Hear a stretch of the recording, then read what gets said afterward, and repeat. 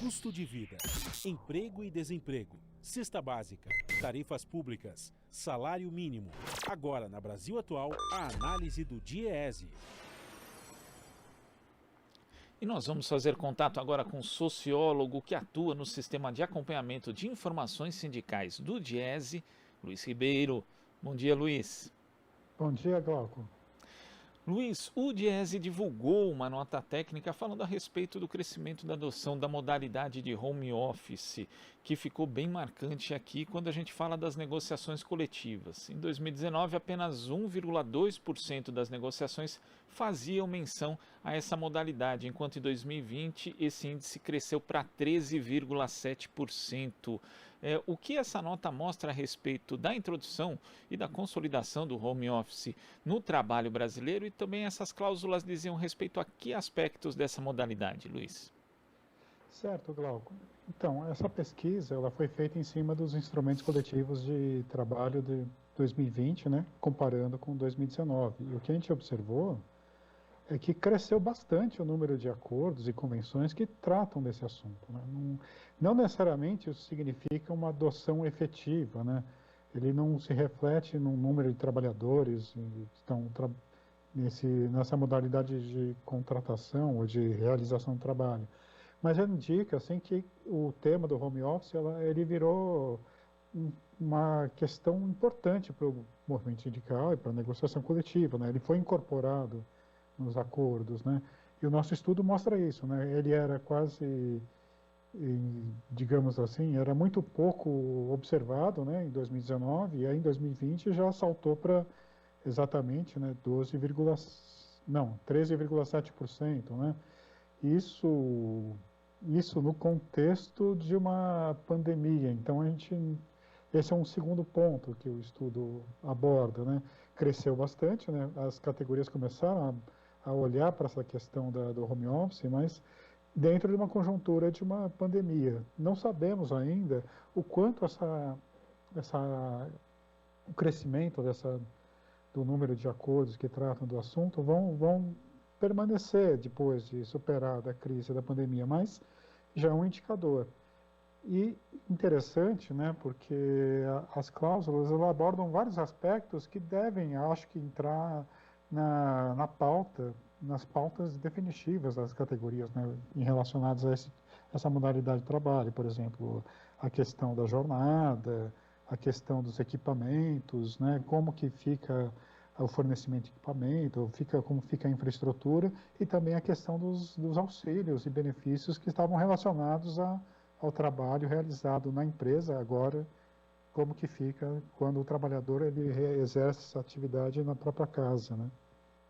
E essa questão, por exemplo, da limitação de jornada é importante porque já era algo que vinha se aprofundando, inclusive em diversos setores da economia, com o trabalhador tendo seu tempo invadido não só por comunicação remota como e-mail, mas também por ainda formas mais invasivas, como por exemplo grupos do WhatsApp, em que mensagens relacionadas ao trabalho chegam em qualquer horário, e isso se aprofundou, né? Porque não temos mais o contato presencial e quer dizer, em boa parte, né, das modalidades de trabalho, e agora isso tende a ficar um pouco pior, quer dizer, algo que realmente precisa merecer atenção nos acordos coletivos e também, onde não for possível, nos acordos individuais, Luiz. Exatamente, Glauco. Eu acho que está rolando um amadurecimento, né? As categorias estão amadurecendo esse tema, existe muito debate junto às categorias, existe muito debate também junto a analistas das relações de trabalho, pesquisadores, sociólogos, economistas, que é essa questão da jornada, né? Como que fica o trabalho nesse momento em que novas tecnologias estão sendo adotadas, né? Por exemplo, no home office, né? O trabalho remoto, o trabalho à distância, né? Com essas novas tecnologias. Existe um conjunto de preocupações sobre isso, né? Relacionadas a isso. Como que fica o controle de jornada, como que apura hora extra, o direito à desconexão, né? Por exemplo, o fato do trabalhador usar tecnologias como internet, celular e outras, né?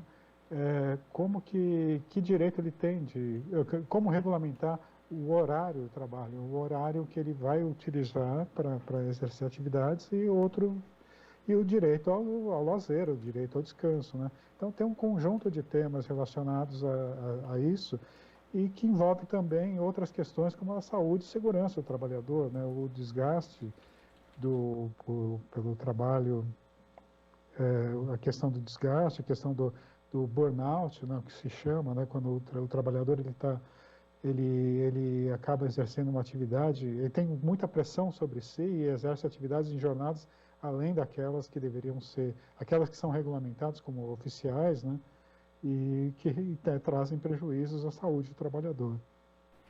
E os acordos, eles contemplam também outros aspectos, né? Você citou essa questão da saúde do trabalhador, mas coisas como aspectos como a ergonomia mesmo, né? Muitas vezes o trabalhador não tem condição de ter um equipamento adequado ali para trabalhar dentro de casa e também aqueles relacionados à saúde mental, porque além da extensão da jornada de trabalho, o trabalhador ali vai ter que conviver, muitas vezes as mães principalmente, né, tendo que tomar conta dos filhos que estão em casa, porque não existe ainda a possibilidade de retorno, né, embora em alguns locais sim, das aulas presenciais, então a mãe tem que ficar se dividindo ali entre as tarefas domésticas e também a questão do trabalho em si, além de diversos outros aspectos, como o fato, né, da pessoa ficar ali no ambiente de casa, sendo que às vezes é até difícil fazer essa divisão, né, entre trabalho e a casa e o tempo para a família.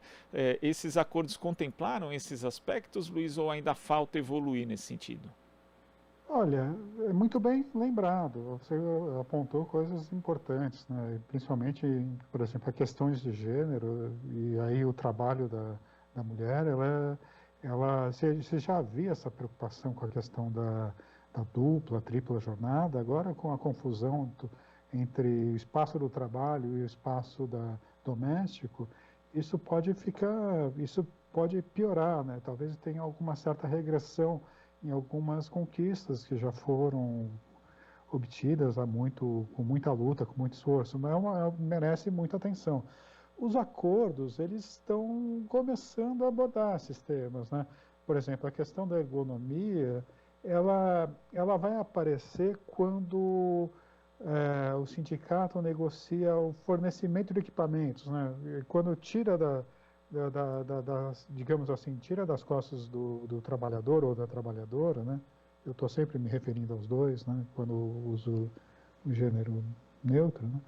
Mas assim, quando tira das costas do trabalhador, a obrigação de ele mesmo é obter os seus equipamentos, sabe? Um computador, uma cadeira, uma iluminação. Então, alguns acordos já conseguem trazer o compromisso das empresas em ceder ou emprestar equipamentos, né, e aí, supondo equipamentos mais adequados para o exercício da atividade, para esse trabalhador ou a trabalhadora que vai realizar o home office, né? Agora, talvez isso seja importante também contemplar até para o próprio movimento sindical, Luiz, a questão do gênero, né? Porque, de fato, a mulher tem sido muito mais prejudicada em meio à pandemia por conta dessas condições, né? Condições estruturais de uma sociedade patriarcal, machista, como a brasileira, mas também pela desigualdade que já existia em relação a condições de trabalho e condições de salário mesmo antes da pandemia. Exatamente. E tem também todo um conjunto de discussões que eles não tocam diretamente a questão do home office, mas é o chamado do trabalho do cuidado, né? Porque historicamente, socialmente, foi atribuído às mulheres, ou foi delegado às mulheres, boa parte desse trabalho que a gente chama de cuidado, né? E, então, com essa mudança, né, estimulada pela pandemia, em que o espaço do descanso, o espaço da privacidade se confunde com o espaço de trabalho, é preciso mais atenção para ver o quanto, né, a chamada dupla, a tripla jornada já não está incidido de uma forma mais incisiva, ou não tenha recrudescido essa questão da exigência do trabalho para as trabalhadoras, né? Então é um tema que merece bastante atenção, como bem lembrado por você. Tá certo, Luiz. Queria agradecer a sua participação aqui no Jornal Brasil Atual em pleno feriado. Muito obrigado e até a próxima. Obrigado, Glauco. Até a próxima. Conversamos aqui com um sociólogo que atua no Sistema de Acompanhamento de Informações Sindicais do DIESE, Luiz Ribeiro.